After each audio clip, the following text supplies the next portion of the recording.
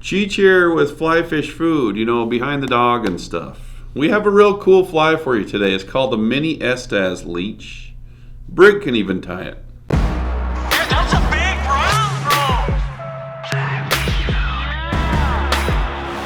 All right, this is for the stillwater angler in your life. And if you're a stillwater angler, guess what? You're in the right place. This is just a really simple, easy fly. I've fished flies in this orientation for quite a while, and all I'm just going to jam some thread under this bead while I talk. But your stillwater flies don't need to be super techy. And I find that I change flies on lakes more than on rivers, so it's important to have some flies that you can just really crank out in a bunch of different colors, and this is one of them. All right, so what I did is I just built up some thread behind the bead. Let's make sure that's pretty good right there. I might do a little bit more. And then it's just gonna be a marabou tail, and we're gonna take just any old piece of marabou. This one's actually kind of tattered. We're gonna pull it off the side like this. And then we don't have to measure it really because we're gonna trim it with our thumbnails. But before we do that, to tie this in, I like to cut a little bit off and then take my thumbnail here and tease those fibers out. And you'll see now when I tie that in, it really reduces the bulk. And I can just wrap that straight forward.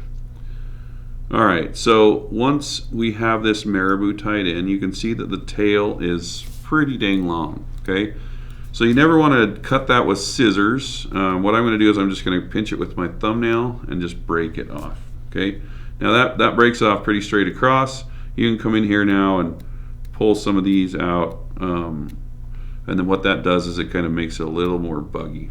All right, there we go. So there you go, marabou tail. You can make that more sparse if you want. I like it about like that because it really does slim down the water. We're just going to grab some, what is this? This is a petite 10mm Estaz in pearl olive. So this is olive dyed over the pearl. I really like the sheen that you get from the Estaz stuff.